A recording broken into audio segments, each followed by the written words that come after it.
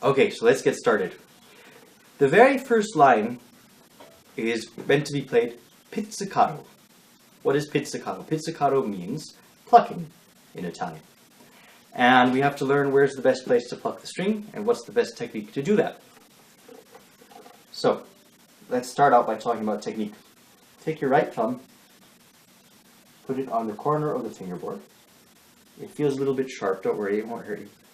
And remember, not to do the common error, which is people put the thumb on the bridge. Don't do that. So we're going to go on the fingerboard instead. And then we're going to take our right index finger, and we're going to pluck over the fingerboard. Let's pluck the A string.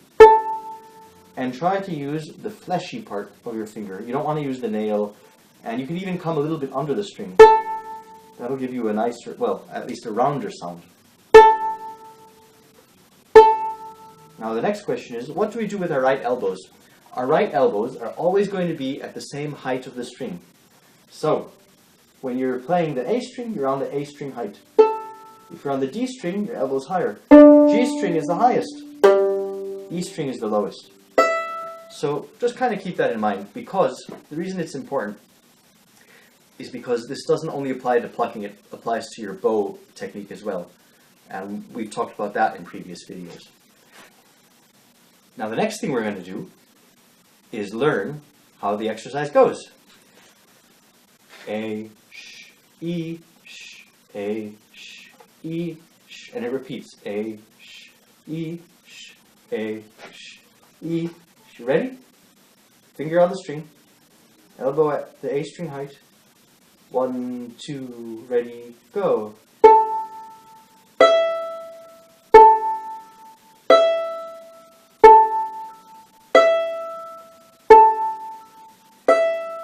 Alright, let's do it again. Watch my elbow if you can.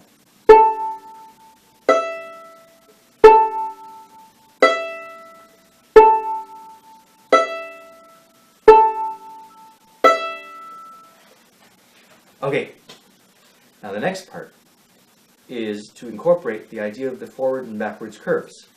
I don't know if you remember this in other videos. We've also talked about the fact that when you're going from the A string to the E string, or if you're going in that general direction, you're changing strings, let's say from G to D, or D to A, or A to E. In that way, that's called a forwards curve. When you're going the other direction, that's called a backwards curve. Which one do you think is easier, the forwards curve? Forwards curve just means that your arm leads and your wrist follows. So watch this. Your arm leads, your wrist follows. Now really, there's not much for your wrist to do. It's more of an expression. Your wrist is not going to do anything funky like that. More exactly, it's just kind of going for the ride. On the backwards curve, which is from the E to the A, your wrist leads and your arm follows. And again. So again, your wrist isn't going to do anything out of the ordinary, but it is going to lead the way. So, 3 more times. Let's do the exercise, keeping that in mind. 1, 2, go.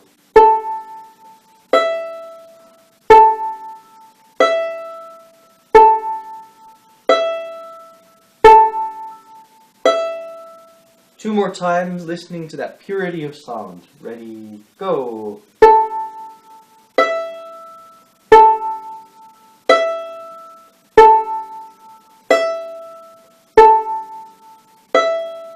Last time. 1, 2, ready, go.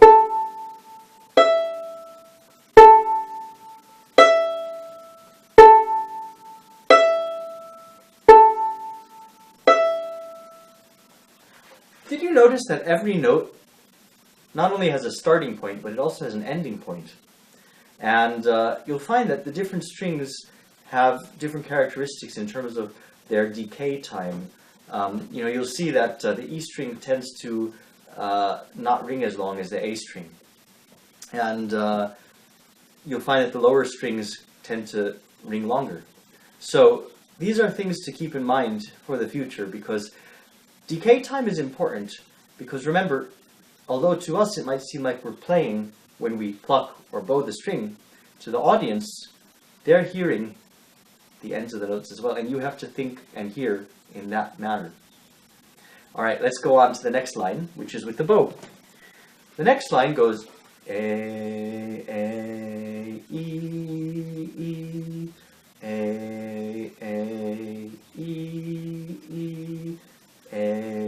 circle the bow.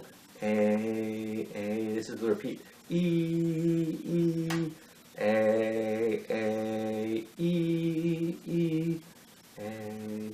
Now, in this exercise, Suzuki's intent was to replicate the ringing sound that we get from plucking, but with the bow. And of course, the dynamics, and I don't mean loud, soft in this sense, I mean dynamics like the physical way of doing things, and the results are not going to be the same because it's a different technique and a different method of producing sound.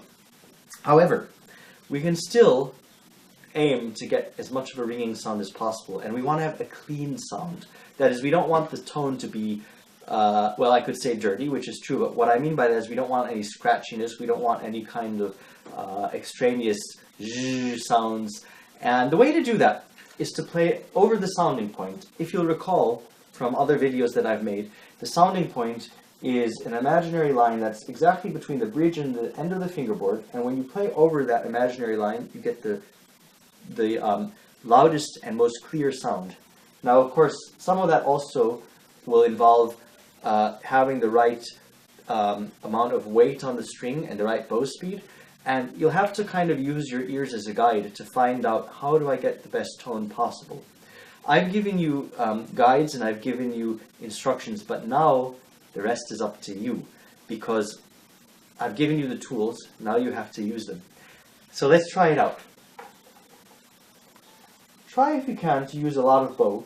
You don't have to use your full bows, but if you can, it's even better. Just try to use as much bow as possible. But the aim and the goal here is to have a clear sound. And maybe every day you do this, you can use more and more bow. So, 1, 2, ready, go.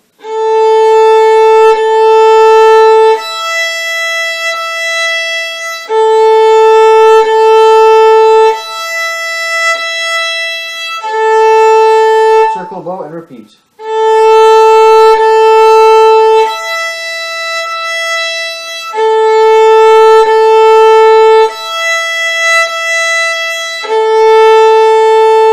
So that's the first time. Now, another thing I just want to make sure you're remembering is that these are all half notes. So be sure to hold them each 1, 2, 3, 4. 1, 2, 3, 4. 1, 2, 3, 4. 1, 2, 3, 4. 1, 2, 3, 4. Now, guess what? I just counted incorrectly, but I want you to think of it this way first, because I'm going to tell you why Suzuki put it in cut time. I counted in common time, remember 4/4 time?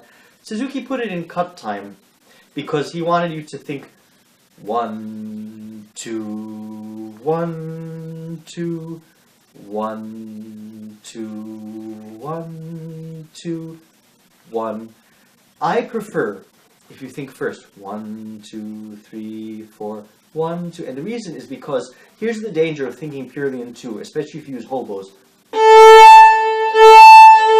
See how the sound kind of gets lost?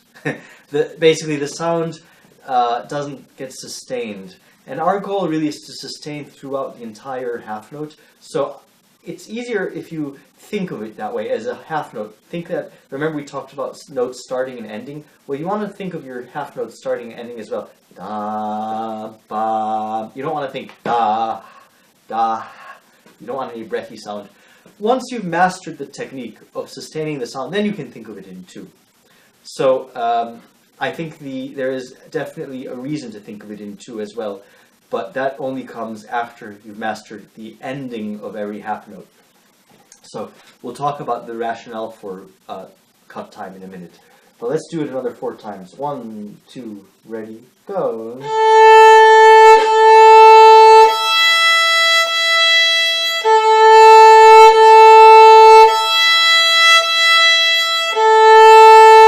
Repeat.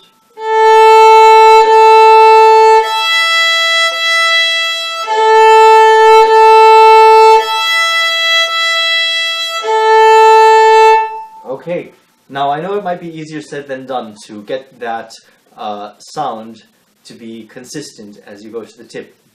And you might be kind of getting like a little bit of a choked sound as you get to the tip, or you might not be still getting enough sound. So let's talk about how that works, how the dynamics of this works. As you get to the tip, you should be rolling your right forearm into the bow through your index finger. So all the energy from here is channeled this way, like you're turning a doorknob. So, let's do it again. Thinking of that. Ready, go.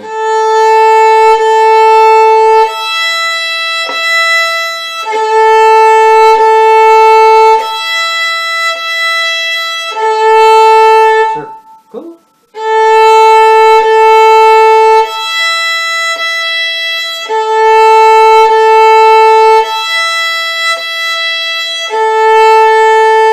All right. Now, do you also remember that we should really be pointing the stick of our bow a little bit away from our nose, just a little bit. And in order to do that, you might want to rotate the bow a little bit in your hand, just a little bit that way, and that should help. So now keep that in mind, and that's the next tip. Ready, go.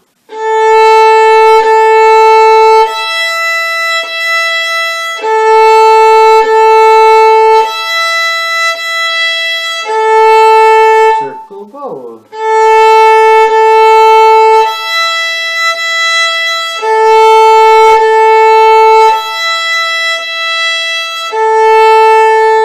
Okay, now let's talk about 2-2 time, cut time. Once you have the equilibrium established, in other words, having the right bow speed in the right parts of the bow so that you can get an equal sound, then you can start thinking with the pulse on every note. Da, da, dum. Then you don't have to worry about all of this kind of stuff we talked about with the turning the arm because you're doing it naturally. Once you're doing that, then you can focus on bow changes. Bow changes have to be smooth, very smooth bow changes, and this is where the 2-2 time, in my opinion, becomes more of a help in terms of a psychological approach. So try to make every bow change smooth, keeping your pinky and thumb curved at the frog, and your pinky and thumb can get straight at the tip. And in some cases, if your fingers will allow themselves to do this, and your hand necessitates it, you can actually take off your pinky at the tip of the bow. All right.